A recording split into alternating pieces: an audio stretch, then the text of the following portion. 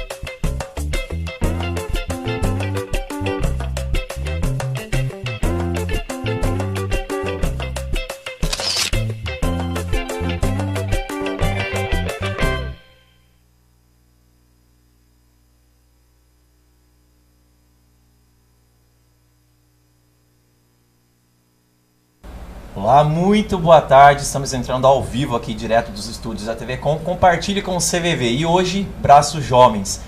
Hoje nós vamos discutir um assunto muito polêmico que nós estamos vivendo no dia a dia, mas é pouco falado, cyberbullying. Afinal, qual é a diferença entre o bullying e o cyberbullying? E para falar sobre isso, nós estamos aqui hoje com o Fabrício, o advogado Fabrício de Menezes, ele que é advogado da OAB e também especialista em direito digital.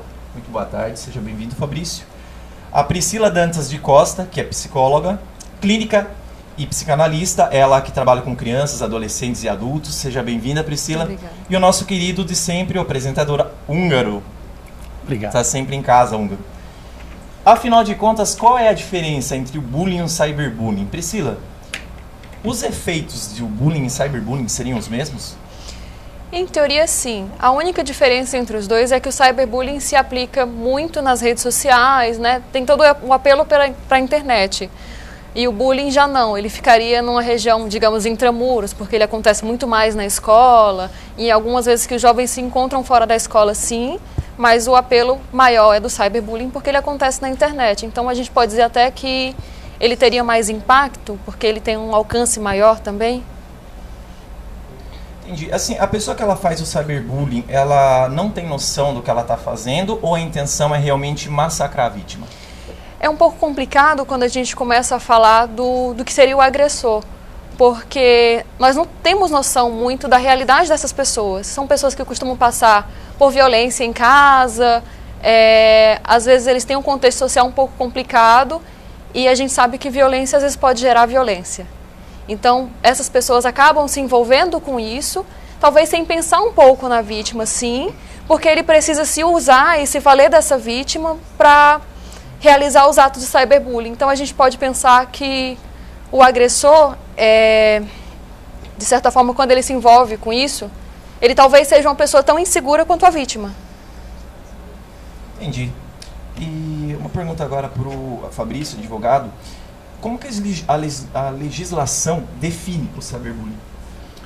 Olha, a legislação ela tem avançado muito nessa questão do âmbito virtual. Nós tivemos, inclusive, uma promulgação de lei específica sobre esse assunto, que é a lei que eu até fiz questão de trazer aqui para nós.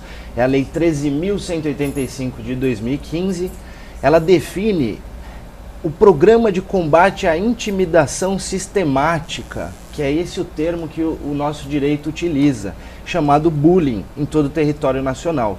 E eles trazem essa questão de intimidação sistemática como sendo todo ato de violência física ou psicológica intencional e repetitivo que ocorre sem motivação evidente, praticado por indivíduo ou grupo contra uma ou mais pessoas com o objetivo de intimidá-la ou agredi-la, causando dor, angústia à vítima e numa relação de desequilíbrio de poder entre as partes envolvidas. Então, o nosso ordenamento se preocupou em avançar nesse sentido de trazer um contexto real e jurídico para que a gente possa obter cada vez mais meios de poder se proteger dessas questões. Interessante, Fabrício. Húngaro, o CVV, ele consegue, através do atendimento, ajudar nesse momento da vítima, dando a ela algum tipo de apoio para solucionar essa situação? A sua pergunta ensejaria até um tratado. Você me pergunta se o CVV daria um tipo de ajuda. O trabalho que o CVV faz é de apoio emocional àquele que está incomodado com alguma coisa.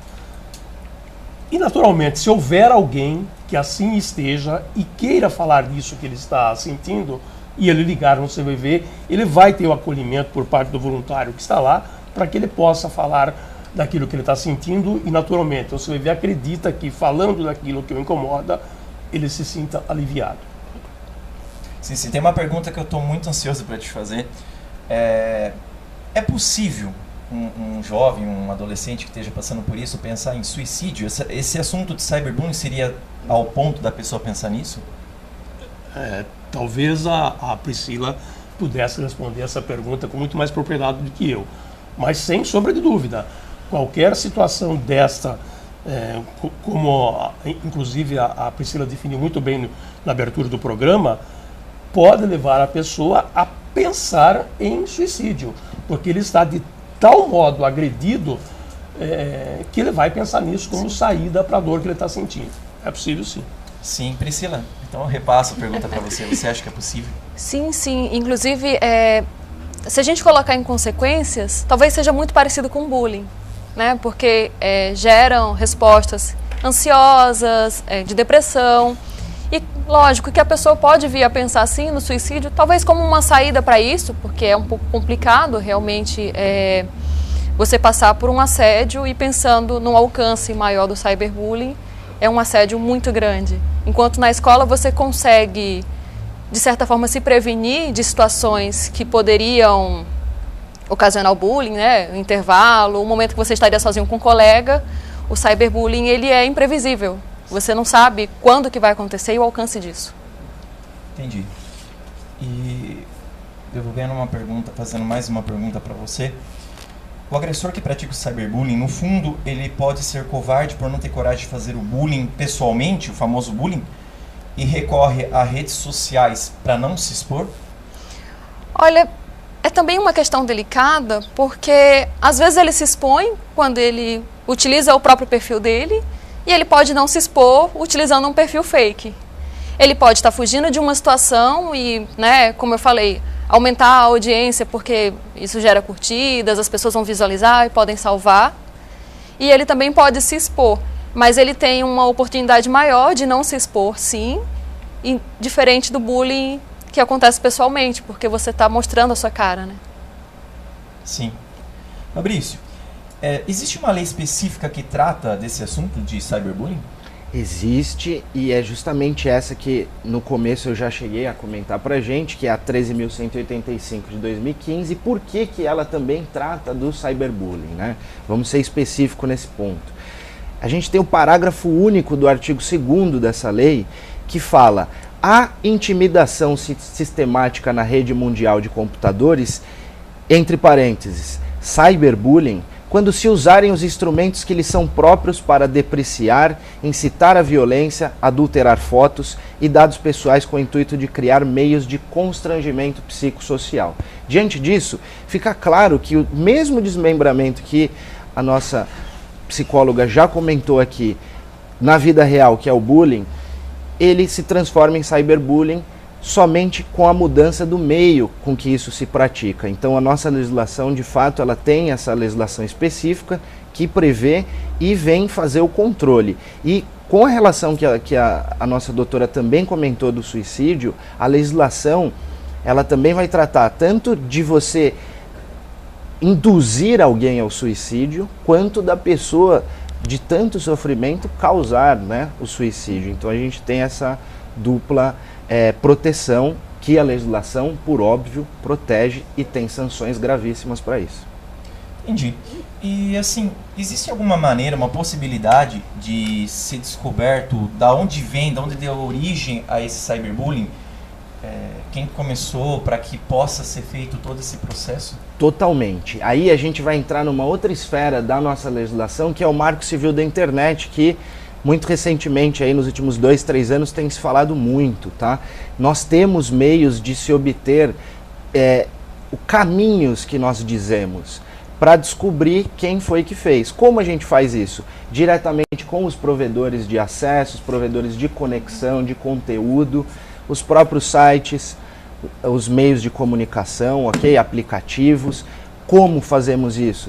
Através de notificações, sejam extrajudiciais, assim como com o Poder Judiciário avalizando isso, para que se retire, se bloqueie e se proteja quem foi lesado com relação a esse assunto.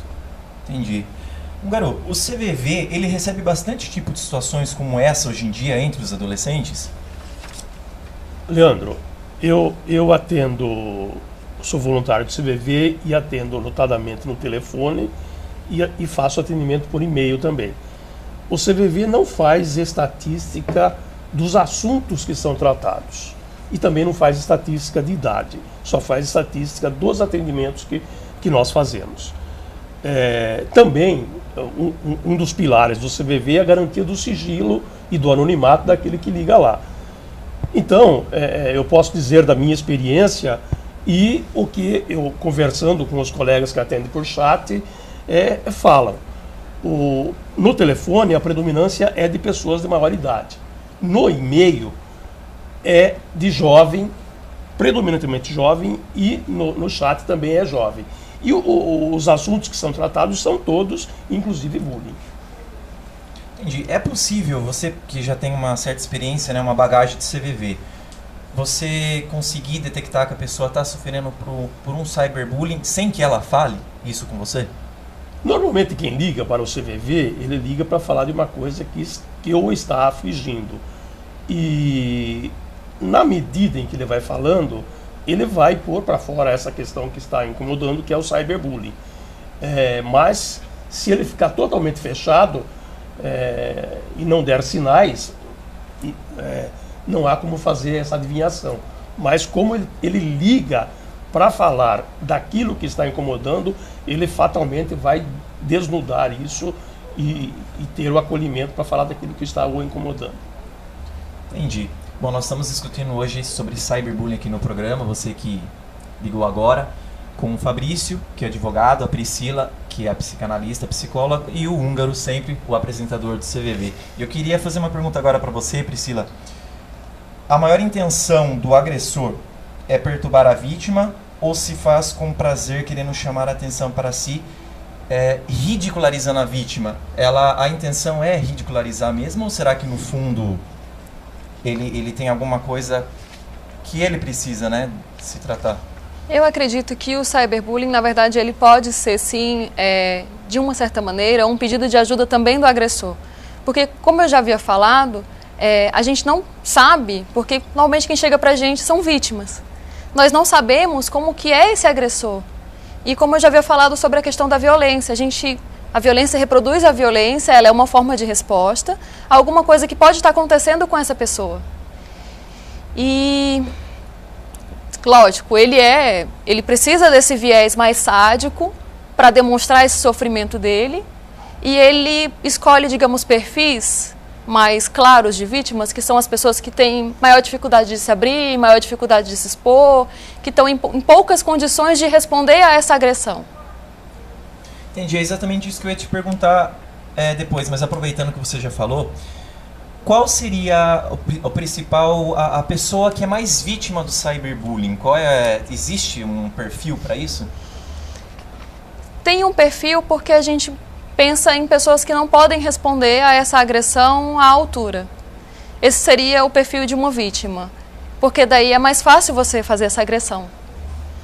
Mas são pessoas que são mais reservadas, são pessoas que têm dificuldade de expor o que elas estão sentindo, e acredito que também por isso o impacto do cyberbullying é bem maior, porque já são pessoas naturalmente inseguras. Sim, eu vejo pelo bullying, né? Falando de bullying, que as maiores vítimas são aqueles adolescentes quietos, né? Que você vê na hora do recreio, que fica no canto, sem amigos. Que possamos dizer assim, foge do padrão, né? Não é popular na escola, então ele normalmente é o que vai chamar a atenção para que seja o bullying, no caso. E como os adolescentes, eles têm uma maneira diferente, né, Húngaro, de comportamento, né? Não é como um adulto que vai e acolhe, eles deixam de lado mesmo, né? E essas pessoas acabam sendo as maiores vítimas de bullying. É o que eu entendo. Sim, é muito claro que o adolescente ele expõe o que ele está pensando e o que ele está sentindo de uma maneira muito fácil. Inclusive, sinais de que esse adolescente está sofrendo cyberbullying podem ser percebidos em casa quando esse adolescente começa a se ausentar, a apresentar comportamentos autoagressivos ou heteroagressivos quando ele parte para o outro. E no caso dessa questão do cyberbullying, o que fica muito claro sobre tudo isso é que eles deixam isso muito claro, eles expõem. Não é difícil de perceber, né? Sim, aproveitando essa situação que você acabou de dizer, como que um pai que está assistindo o programa agora pode detectar esse problema no seu filho, principalmente aqueles pais que não têm contato nenhum com a internet, aquele filho que fica o dia inteiro preso no quarto. Hoje em dia os pais trabalham, né? Às vezes não tem nem esse contato. Como que o pai consegue perceber para ajudar o filho? Olha, quando o pai tem uma relação íntima com o filho, é lógico que ele percebe as mudanças que acontecem nesse filho. Então, quando se muda um hábito, por exemplo, alimentar, esse adolescente deixa de se alimentar, esse adolescente passa a dormir mal, fica ansioso para ir para a escola, tudo isso são sinais que ele vai apontando para a gente, que ele fala indiretamente que ele está sofrendo alguma coisa. E que poderia ser um cyberbullying. E aí cabe a esse pai conversar e se informar com esse filho do que está acontecendo mesmo. E o complicado é que hoje em dia os adolescentes não querem ouvir os pais, né? O pai chega pra falar, o filho já chega gritando, batendo porta, saindo. Eu falo por mim, né? Como eu agia, você era assim também, Húngaro?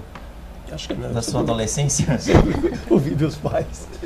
Eu sou de uma geração que o pai ditava normas. Sim, hoje em dia já não é assim, né? O filho já fala mais alto que o pai, já bate a porta e fica difícil, né? O pai muitas vezes tem esse acesso.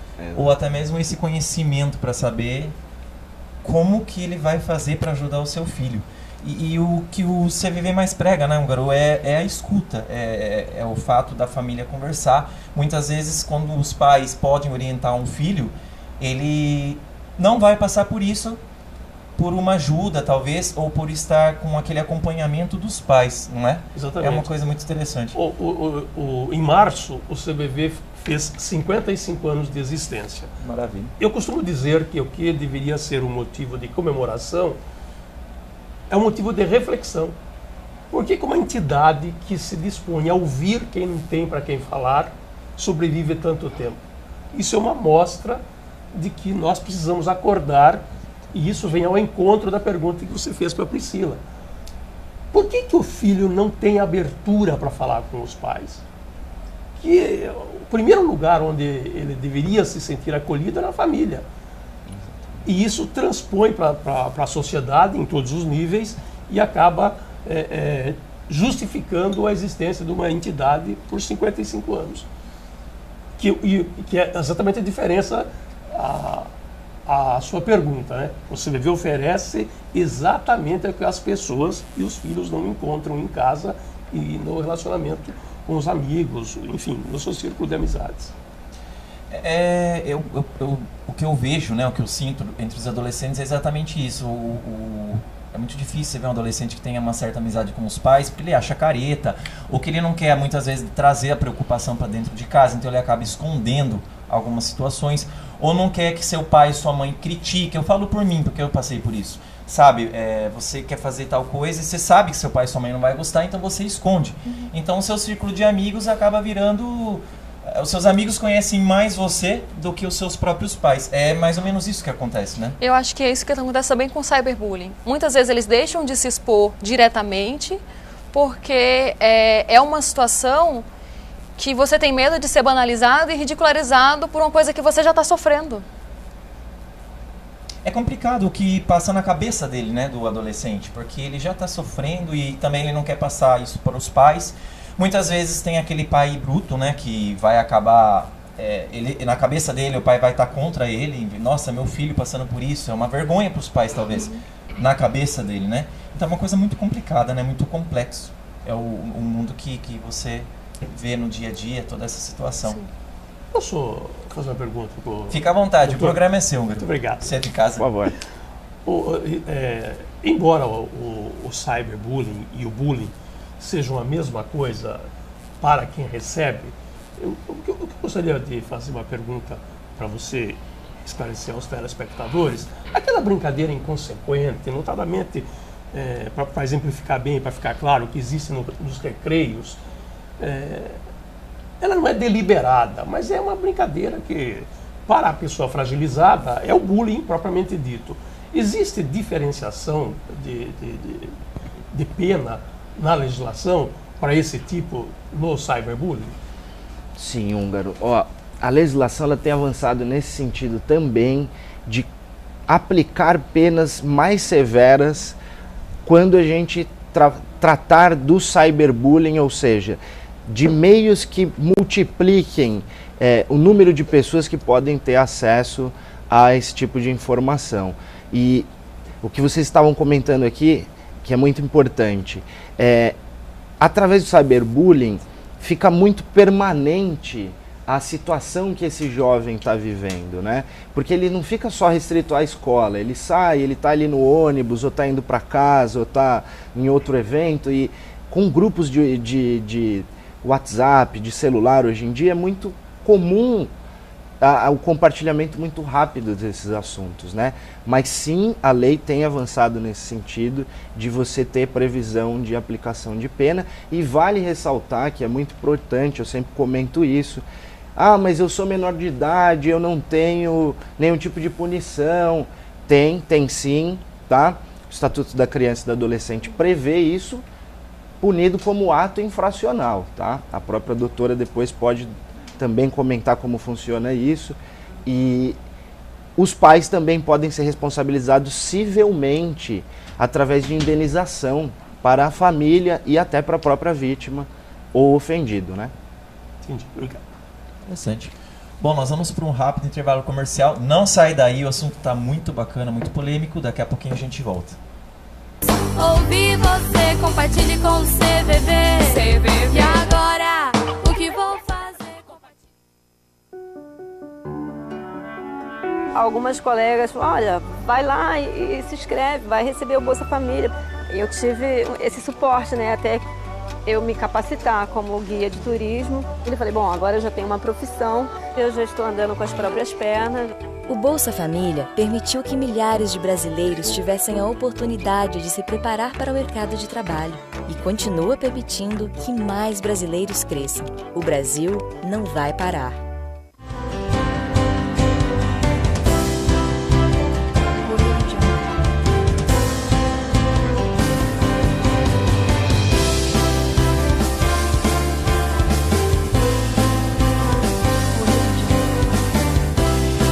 Oi amigo, você aí em casa, você que está assistindo a TV Com, quero convidá-lo para todos os domingos você estar conosco no Show de Cururu. Domingo, 9 horas, tem o inédito do Show de Cururu e todas as quartas-feiras as reprises do Show de Cururu. Uma tradição já aqui na TV Com. Você é o nosso convidado. Todos os domingos e quarta-feira, Show de Cururu na TV Com os melhores cururueiros da nossa região.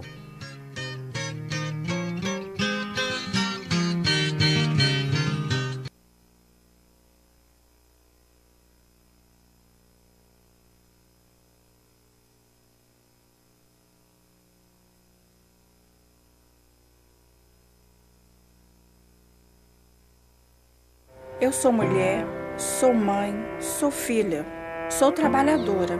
Hoje tenho mais direitos e não falta comida na minha mesa.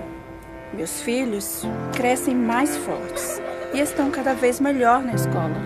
Há 12 anos, o Bolsa Família vem mudando a vida de milhões de pessoas, garantindo um futuro melhor para as próximas gerações e ajudando a mover a economia no país. O Brasil não vai parar. Ouvi você, compartilhe com o CVV. E agora, o que vou fazer? Estamos de volta ao vivo aqui da TV Com, canal 7 da NET, e também pelo Facebook. Só digitar lá TV CVV, você consegue assistir ao vivo o nosso programa. Hoje estamos discutindo sobre cyberbullying. Nós estamos aqui com o Dr. Fabrício, advogado da OAB, com a nossa psicóloga e psiquiatra, a Priscila, e também o Húngaro, apresentador do CVV. E nós vamos assistir mais um vídeo. Vamos ver. 10 forms of cyberbullying.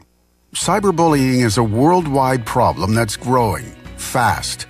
In this video, we'll take you through the top 10 forms of cyberbullying so you have the knowledge to protect your children. 1. Exclusion. Exclusion can happen in several ways. Your child might be deliberately excluded from online activities, conversations, or social media tags. Children who don't have the latest technology, such as a mobile phone, are prone to exclusion. 2. Harassment. Harassment is sustained and intentional bullying, comprised of abusive or threatening messages sent to your child or to a group. This can severely affect a child's mental well-being. 3. Outing.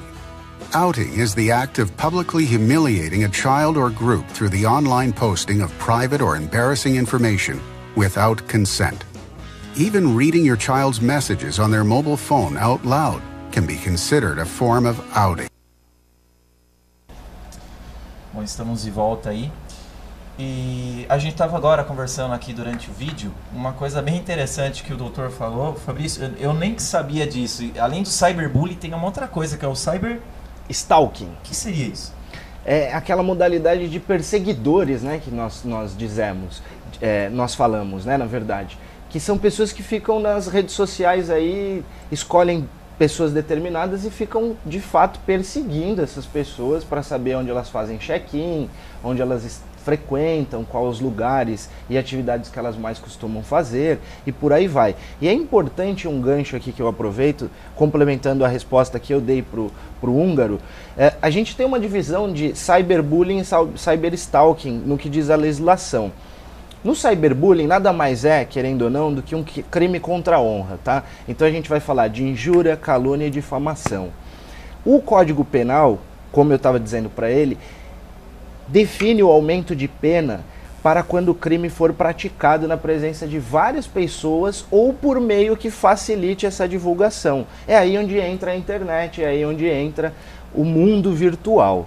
E já o cyberstalking também pode ser enquadrado como ameaça, ok? E ele está enquadrado porque você está fazendo a perturbação da tranquilidade alheia também. E ele também está previsto na Lei de Contravenções Penais dentro do nosso ordenamento jurídico, tá certo? Interessante, então não pode se falar que é um cyberbullying. São coisas independentes, quase que espécies de um mesmo gênero, né? Entendi. Húngaro, assim, como que o CVV poderia incentivar um jovem adolescente a falar sobre essa situação quando ele permanece calado, quando ele permanece fechado, ou até mesmo para os pais?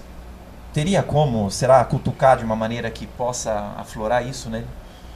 Por que as pessoas são fechadas? Todo mundo quer falar em qualquer meio que esteja.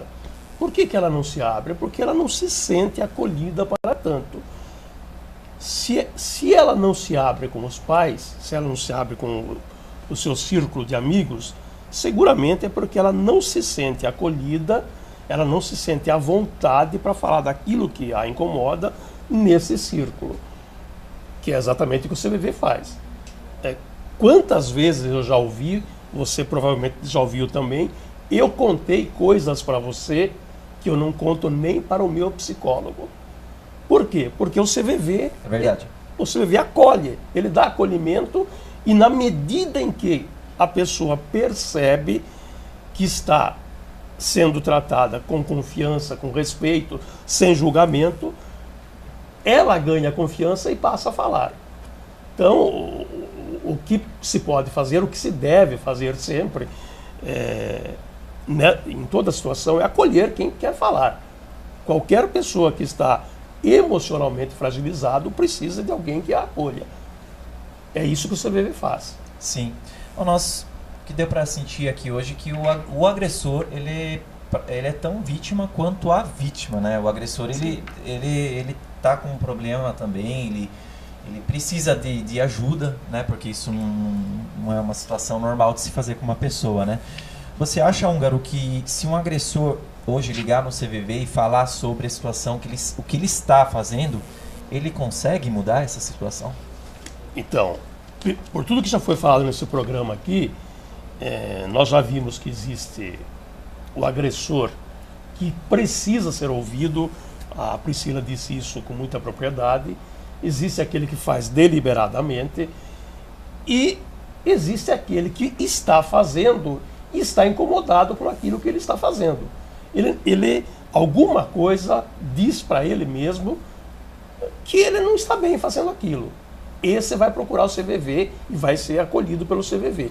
O CVV acolhe quem quer que ligue para falar de qualquer que seja o assunto que esteja acomodando ou esteja incomodando. Então, se um agressor ligar no CVV, ele vai ter o mesmo tratamento que tem aquele que está sendo agredido. Por quê? Porque ele está falando daquilo que o incomoda. Sim, exatamente. É até bom você falar sobre isso, porque muitas vezes a pessoa ela está tendo certas atitudes, como podemos dizer, erradas, e teria vergonha de estar ligando para falar com medo de ser julgado. E a gente deixa aqui esse gancho que você falou, de que o CVV ele não vai julgar. Você vai ser acolhido sempre no CVV, independente do assunto. Enfim, você pode estar sempre procurando através do chat, através do telefone, que o CVV sempre vai ter um acolhimento, né, Húngaro? Nós não vamos ter um julgamento, apesar de, independente do assunto, do motivo, porque ali nós estamos para ouvir, exatamente para fazer esse trabalho da escuta, o quanto é tão importante. Então, eu gostaria de acrescentar, até em função do que você observa, que o CVV ele não dá conselho, aliás, ninguém deve dar conselho para ninguém, né? E o CVV também não dá. Sim. E o CVV até acredita que se você... eu costumo dizer assim, a maioria que chega para ser voluntário do CVV imagina que ele vai dar conselho para quem liga lá. Eu achei isso quando eu entrei no CVV. Você também? Eu também. Eu levei um choque no treinamento que a gente aprende no treinamento, que nós estamos lá para ouvir e não para aconselhar. E por quê? Porque o CVV acredita de que a pessoa, tendo um ambiente propício, um clima favorável, ele pode verbalizar aquilo que incomoda. A partir do instante que ele fica mais aliviado, ele reordena o que ele está pensando e pode achar saídas. É o caso que você perguntou do agressor. Ele está incomodado, ele vai ligar lá. É claro que se for um caso de patologia, depende do tratamento pelo profissional de saúde competente. Mas, se é o caso pura e simplesmente de que ele precisa desabafar, ele pode encontrar a saída conversando, não só com o CVV é um caminho, com o amigo, com a família, enfim. A questão dele é reordenar aquilo que ele está passando e passar a agir doravante de maneira diversa. Legal.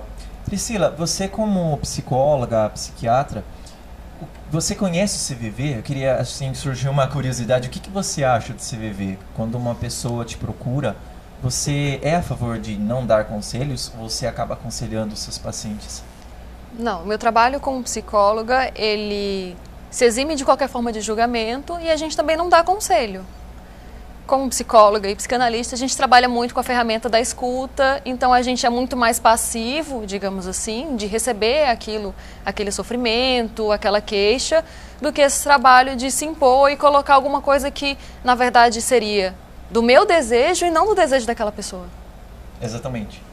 É exatamente isso que você falou que eu pensei. Muitas vezes a gente dá uma dica, um conselho para um amigo, na verdade, o que a gente quer que aconteça, né?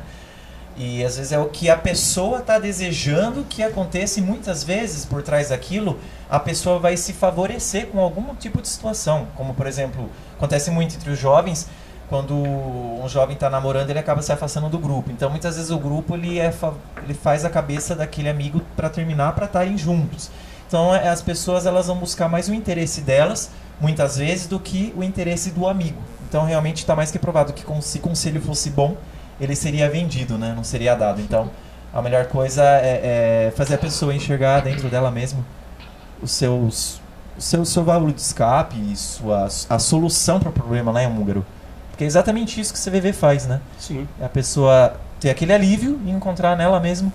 Perfeito. Porque a gente nunca sabe o que é melhor para o outro. A pessoa sabe exatamente o que ela está passando e o que é melhor para ela. Fazer uma pergunta. Fica à vontade. Deixa eu pegar esse gancho na sua pergunta e reproduzir uma para... Claro, fica à vontade. Para a nossa psicóloga aqui.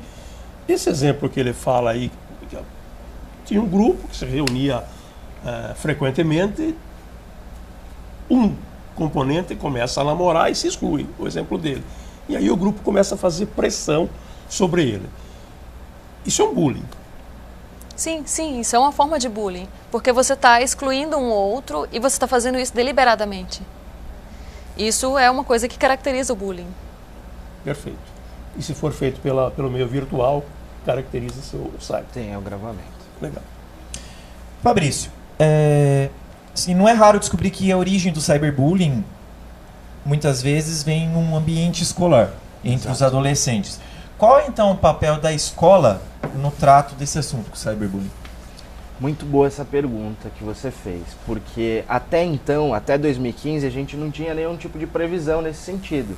E com essa lei específica que eu tenho comentado aqui com os senhores, no artigo 5º dela, ela faz essa menção para escolas, instituições de ensino. Qual é o papel dessas instituições?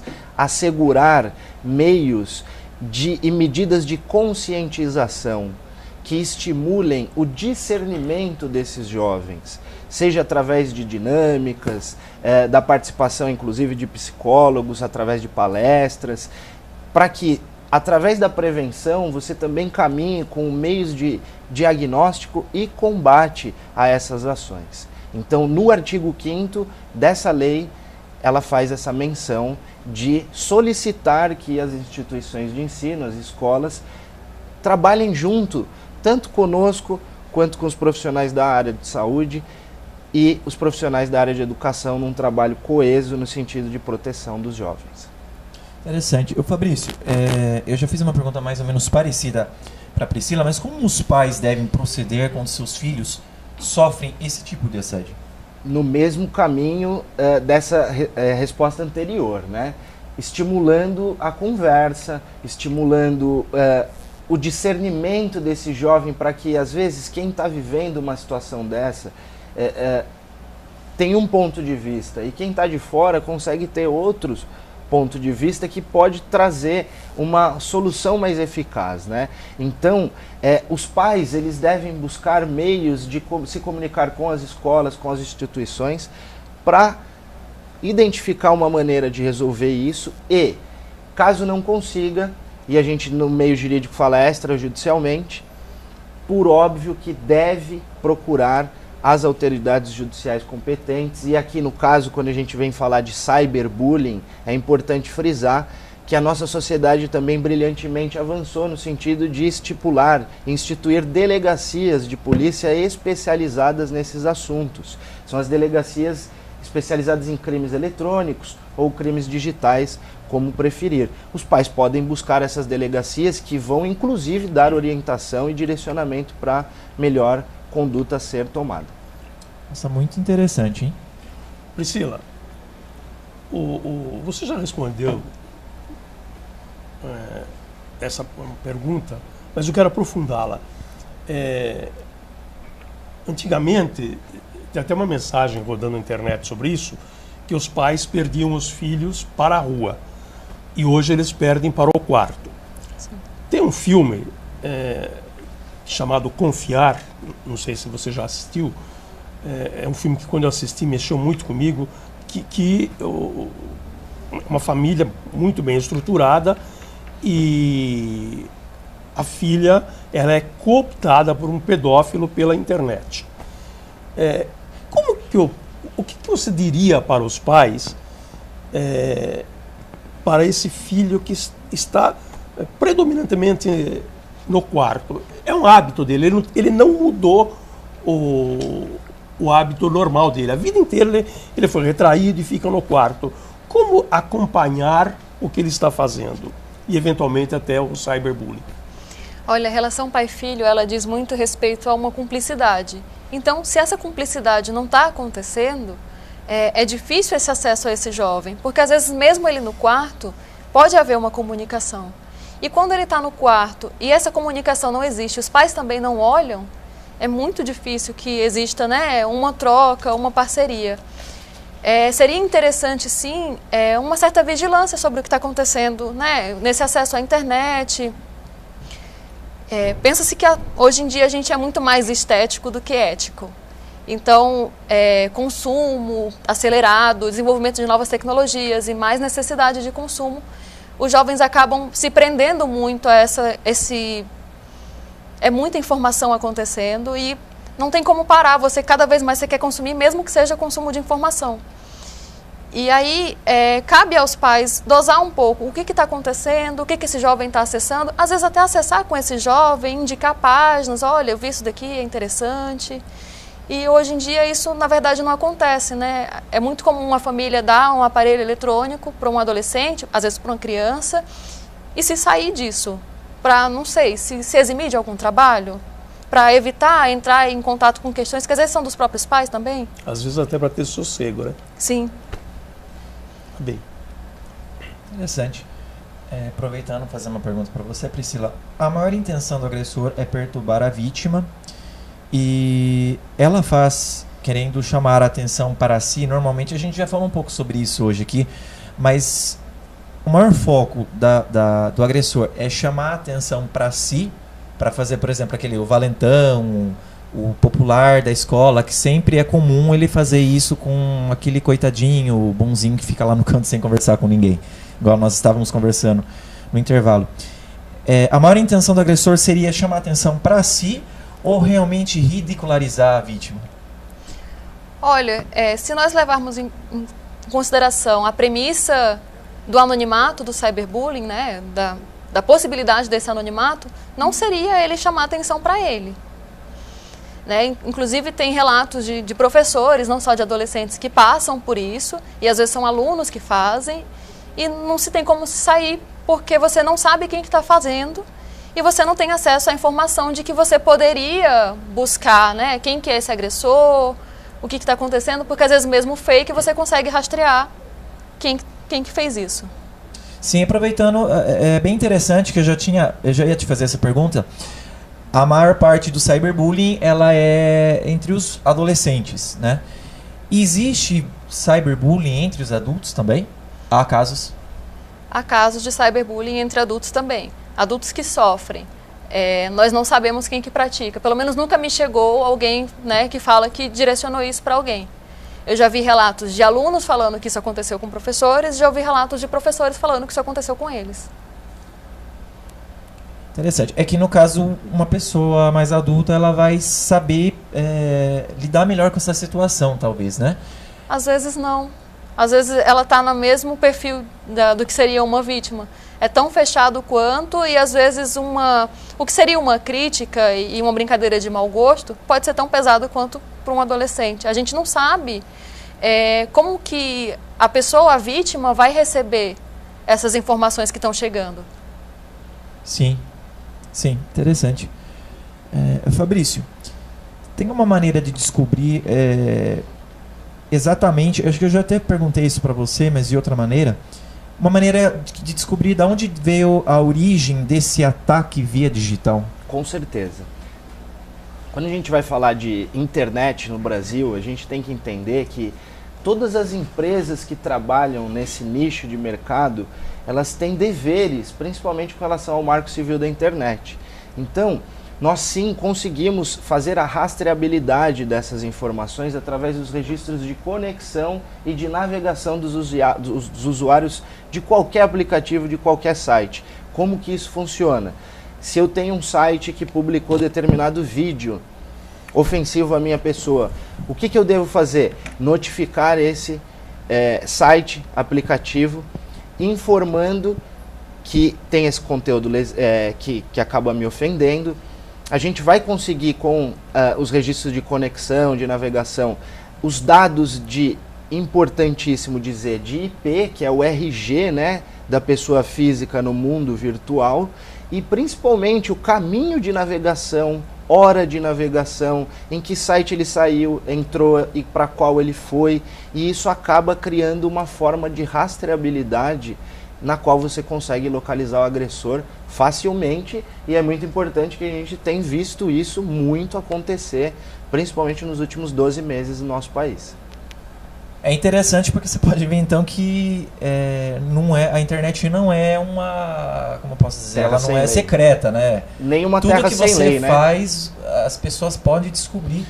Até muito mais do que no mundo físico, na minha opinião, hoje em dia. Porque, inclusive, é uma questão que aí sim a nossa legislação tem que avançar no sentido de criar meios de controle dessas informações, de onde eu navego, que site eu entro, qual é o meu costume de acesso.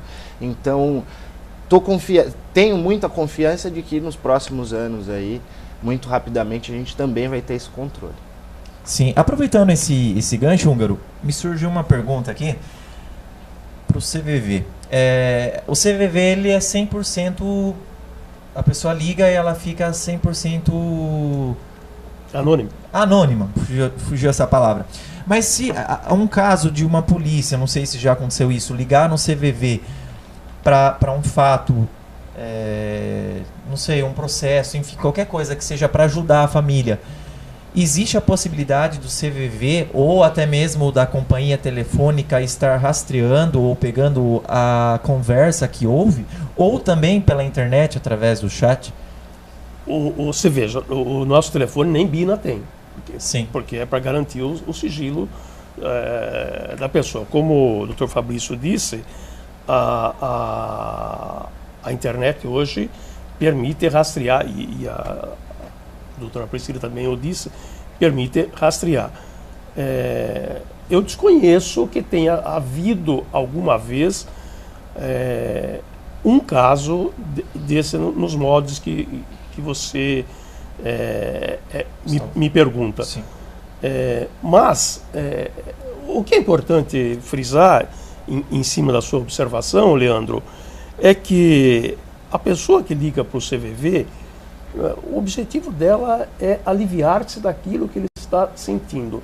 Ele não liga lá para melhorar aspas, o crime que ele está cometendo, a agressão física ou a virtual que ele está passando. Sim, sim. Priscila, as vítimas de cyberbullying têm um padrão diferente das demais, né? Como a gente já viu. Isso ajuda a serem vítimas, a se tornarem vítimas do cyberbullying ou até mesmo do bullying? No caso do cyberbullying, a gente pode pensar que as vítimas também podem ser agressores, porque existe uma relação mais fácil de você também se favorecer de um certo anonimato e de repente você propagar informações sobre outras pessoas. E às vezes é assim, de você saber, como eu tinha já comentado, sobre essa questão estética e ética que a gente vive, tudo aquilo que é desviante acaba sendo algo passível de sofrer bullying, cyberbullying. Então, valendo-se de ter sofrido isso, você também poder partir para a condição de abusador, agressor. Sim.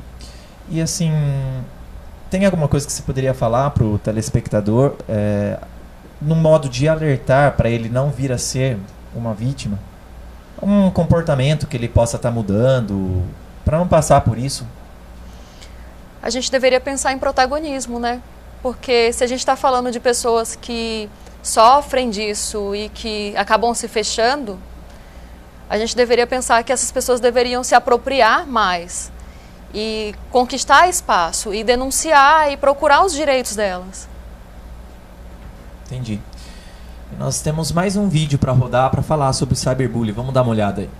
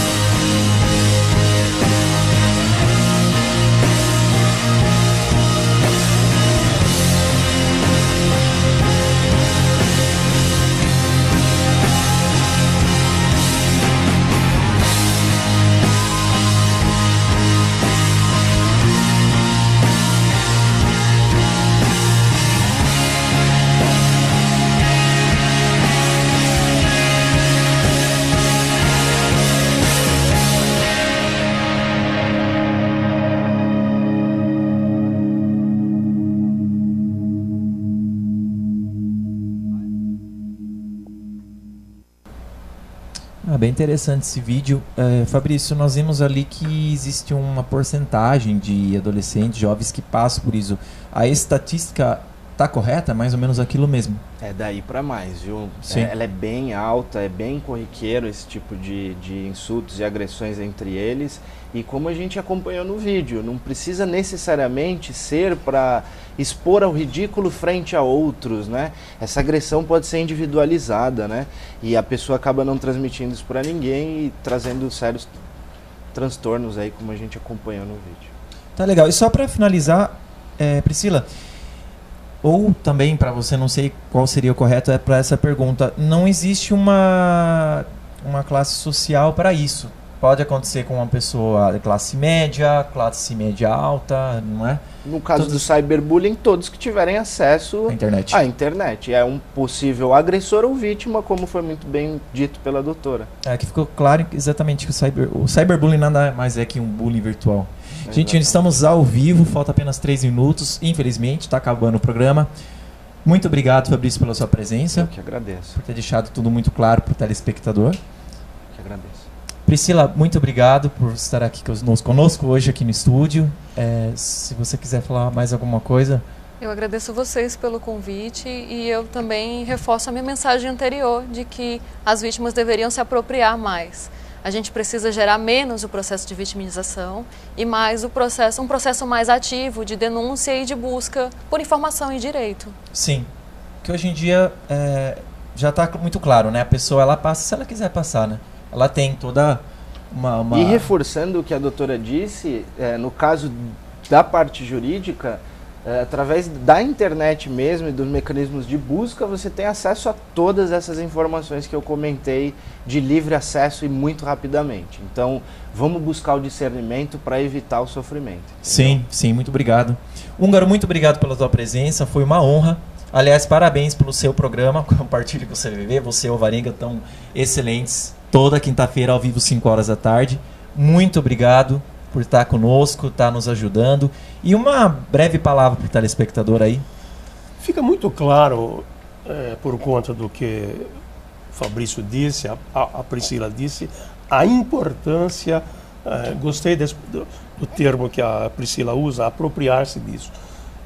Se você está sofrendo bullying, procure ajuda. Procurar ajuda significa falar com alguém de sua confiança.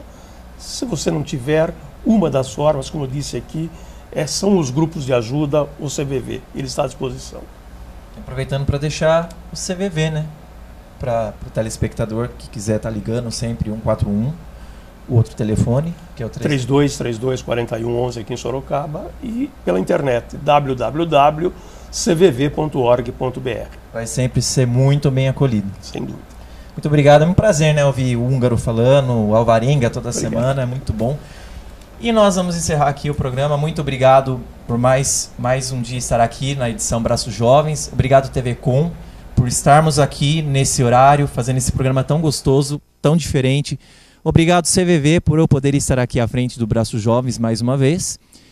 E é isso aí. Tenham todos uma ótima tarde. Obrigado pela sua audiência, pela sua preferência. E semana que vem, 5 horas da tarde, tem mais Compartilhe com o CVV ao vivo. E não deixe de curtir a nossa página lá no Facebook, TV CVV, www.facebook.com/tvcvv, que você pode assistir o programa ao vivo por lá, ou aqui pelo canal 7 da NET TV Com. Muito, muito obrigado. Tenham todos uma ótima tarde. Tchau, tchau. E agora, o que vou fazer? Compartilhe com o CVV. Nós vamos ouvir você. Compartilhe com o CVV. E agora, o que vou fazer? Compartilhe com o CVV. Nós vamos ouvir você. Compartilhe com o CVV.